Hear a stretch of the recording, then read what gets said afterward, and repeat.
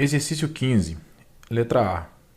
Tente encontrar uma janela retangular apropriada para f de x igual a x menos 10 elevado ao cubo, tudo isso, né? Vezes 2 elevado a menos x.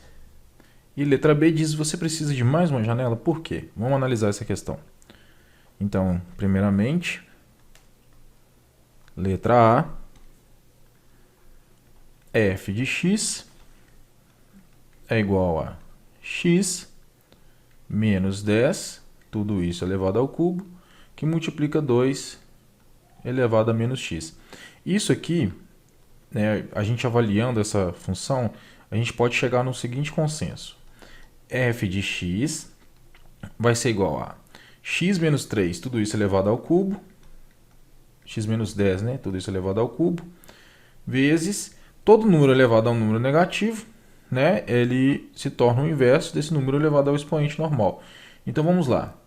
Vai ficar 1 sobre 2 elevado a x. E novamente, se a gente quiser dar mais uma mexida nessa função, vai ficar f de x, que é igual a x menos 10 elevado ao cubo, tudo isso sobre 2 elevado a x. Esse fator aqui multiplicou 1 e ficou aqui no numerador dessa fração. Ok? E o que a gente consegue observar olhando para essa função? Vejam só. Para todo x que eu determinar aqui, vai ser o mesmo no numerador, correto? Sendo que qualquer x que eu estipular para 2 aqui, o número que está no denominador vai ser sempre maior do que o número que está no numerador, ok? Então, consequentemente, à medida que esse valor for crescendo, quando esse valor tiver um número muito grande, a gente vai aqui tender a zero, certo?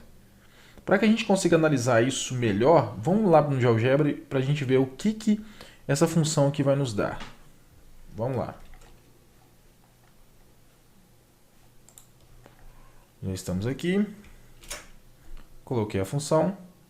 E vamos definir uma janela para ela que fique aceitável. Por exemplo, 0, vou deixar 0 e 20, menos 20 e 2. Essa janela aqui. Vou dar uma ampliada na nossa linha, para que a gente consiga enxergar esse traço melhor. Ok, este aqui é o gráfico da função que a gente está trabalhando, correto? Print, voltemos para nosso quadro, vamos colocar essa função aqui. E vamos analisar o comportamento dela, certo? Vou dar uma ampliada só para a gente fazer a análise desse comportamento. O que está acontecendo aqui com essa função? Bom, a gente consegue perceber que à medida, né, que os valores para f de x foram crescendo, em um determinado momento, ele, para mim, está aqui praticamente coincidindo com o eixo x. O eixo x está aqui, então essa função está aqui, de certa maneira, coincidindo com o eixo x. Para essa daqui, nós utilizamos uma janela retangular com as seguintes proporções, né? X mínimo igual a 0, x máximo igual a 20, y mínimo ficou igual a menos 20 e o y máximo ficou igual a 2. E ele gerou para nós essa janela aqui com essa configuração. Visualizando este gráfico com essa janela retangular, a gente conseguiu observar que o gráfico estava coincidindo com o eixo x nessa situação aqui, certo? E então, a letra B diz, você precisa de mais uma janela por quê? A gente precisa ampliar esse trecho aqui para ter certeza que esse gráfico, se ele está realmente tocando o eixo x, da maneira como a gente está podendo observá-lo, certo? Então vamos para a letra B. E o que a gente vai fazer? Nós vamos pegar este gráfico e vamos analisar pontos e ampliar a nossa janela retangular para estes pontos, certo? Eu vou ampliar tanto assim, vou aproximar tanto pela base de y quanto pela base de x. Por exemplo, para x eu já vou usar esse ponto de 8 aqui, que ele já está mais próximo para que a gente consiga observar. Ou seja, eu estou aproximando aqui para a gente enxergar o que está acontecendo nessa situação. Eu sei, antes de executar isso, eu sei que possivelmente o f de x vai ser zero num determinado fator. Vejam só. Analisando aqui, f de x, quanto que fx pode dar zero? Quando tiver um 10 aqui, que 10 menos 10 vai dar 0, 0 elevado ao cubo é 0, então vai zerar todo mundo. Então, para x igual a 10, certo? E o que eu vou fazer? Eu vou ampliar meu gráfico pegando parte dessa janela aqui onde x é igual a 10, porque eu sei que meu f de x vai zerar. Então, eu sei que existe um ponto onde ele toca realmente o eixo x, quando x vale 10, correto? Então, o que eu vou fazer? Na minha nova janela retangular, vou pegar pontos que estejam próximos desse valor aqui e sucessivamente, né, crescendo, para que a gente consiga analisar esse gráfico num zoom, como se a gente estivesse realmente dando um zoom nesse gráfico. Então, eu vou ficar com x mínimo. Vou pegar duas unidades abaixo desse aqui, 8. X máximo de 20. Vou manter a unidade que a gente utilizou inicialmente. E vou aproximar muito do eixo aqui, porque é o que a gente quer estudar. Nós estamos querendo observar exatamente o eixo x, certo?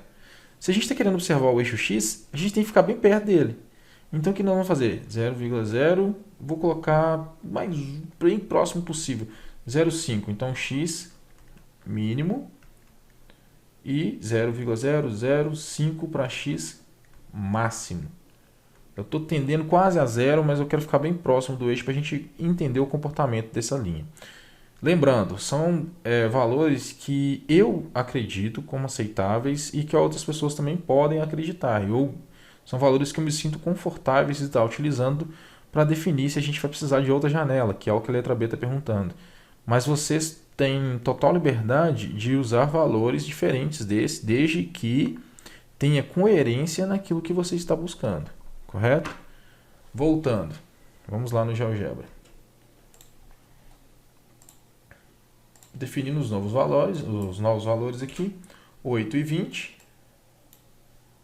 Aqui nós estipulamos 0,005 e para cá 0,005 positivo.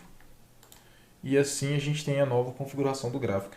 E veja que interessante, né? Então ele realmente toca o eixo x no ponto 10, mas ele não tem outros pontos que vão tocar o eixo x. Ele tem aqui um pico, né, digamos assim, quando vale 14, alguma coisa. E por aí vai. Ele vai tendendo a zero, mas ele não toca em outro ponto aparente até a janela que nós estipulamos. Correto? Voltando. Num print para que a gente coloque nosso segundo gráfico. E está aqui. Este é o segundo gráfico do estudo. E realmente, pela questão que ela perguntou, você precisa de mais uma janela? Por quê? Precisamos. Por quê?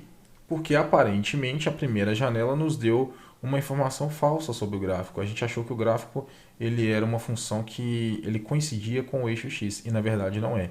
Ele possui um ponto em comum com o eixo x, que é o ponto de 10, né, onde o f de x é zero, mas a partir daí ele tem outros pontos que tendem a zero, mas não são.